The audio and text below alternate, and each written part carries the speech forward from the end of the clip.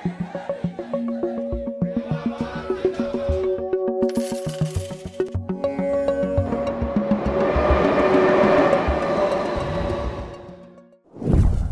मैं निधि और आप देख रहे हैं बातें यूपी की। ज्ञानवापी मस्जिद विवाद मामले की चर्चा में एक शब्द काफी इस्तेमाल किया जा रहा है, 7/11। इसका इस्तेमाल सिविल केसों और कानूनी अदालतों में बहुत होता है। सुप्रीम कोर्ट के आदेश के बाद इस मामले की सुनवाई वाराणसी की जिला अदालत में शुरू हो चुकी है। सुप्रीम कोर्ट ने वाराणसी की जिला अदालत को कहा कि पहले याचिका की सुनवाई योग्य होने पर फैसला करें, यानी पहले सुनवाई इस मुद्दे पर हो कि हिंदू पक्षकारों की याचिका सुनवाई योग्य है भी या नहीं। इस सुनवाई का मुख्य आधार प्लेस ऑफ वर्शिप एक्ट यानी कि पूजा स्थल कानून के साथ सिविल प्रोसीजर कोड CPC का ऑर्डर 7 रूल 11 है और यहीं से निकला है 7/11। इस शब्द का इस्तेमाल तो सभी कर रहे हैं, लेकिन इसका मतलब क्या है, इस शब्द में खास क्या है, ये बहुत कम लोग ही जानते हैं। इसी पर ज्ञानवापी मामले का पूरा भविष्य टिका हुआ है। कोर्ट इसी के आधार पर फैसला करेगा कि हिंदू पक्ष की याचिका सुनवाई योग्य है भी या नहीं। ऐसे में इसका मतलब जानना और समझना भी काफी जरूरी हो जाता है। तो आइए जानने की कोशिश करते हैं कि इसका पूरा मतलब है क्या।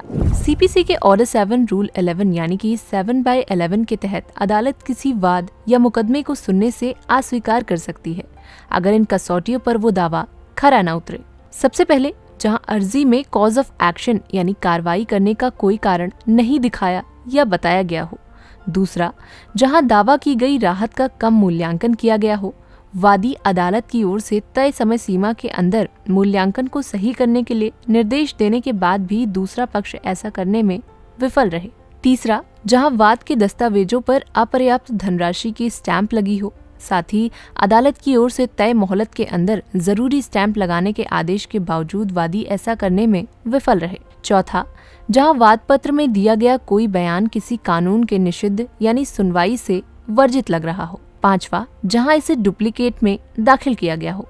और छठा और आखिरी, जहां वादी नियम 9 के प्रावधान का पालन करने में विफल रहे, यानी वादी के जरिए वाद की अपेक्षित प्रतियां दाखिल करने के अदालती आदेशों का पालन करने में विफल रहे। अब इस पर मुस्लिम पक्ष का क्या दावा है, आइए ये भी जानते हैं। इस मामले में मुस्लिम पक्षकार अंजुमन इंतजामिया मस्जिद कमेटी वाराणसी ने कहा है कि हिंदू पक्ष की याचिका 1991 के प्लेसेस ऑफ वर्शिप एक्ट के तहत सुनवाई के लिए वर्जित है। इसलिए ये CPC ऑर्डर 7 रूल 11 के प्रावधान E के तहत आता है, जिसमें कहा गया है कि जहां वाद पत्र में दिया गया कोई बयान किसी कानून द्वारा वर्जित प्रतीत होता है, उसे अदालत अस्वीकार करेगी। जबकि इसमें हिंदू पक्षकारों का कहना है कि वहां 15 अगस्त 1947 से पहले और बाद तक लगातार देवी श्रृंगार गौरी की पूजा अर्चना होती रही है, लिहाजा उनका वाद ऑर्डर 7 रूल 11 के प्रावधान 4 की परिधि से बाहर और ऊपर है। यानी कोर्ट इस पर न केवल सुनवाई कर सकता है, बल्कि उनके दावे के मुताबिक न्याय कर उनका अधिकार भी दिला सकता है। इसमें उपासना स्थल कानून और ऑर्डर 7 रूल 11 और प्रावधान D भी प्रभावी नहीं होता है। फिलहाल आज की हमारी इस वीडियो में इतना ही। इस वीडियो में दी गई जानकारी आपको कैसी लगी, कमेंट सेक्शन में लिखकर जरूर बताएं। और यूपी से जुड़ी ऐसी ही तमाम जानकारियों के लिए देखते रहें बातें यूपी की।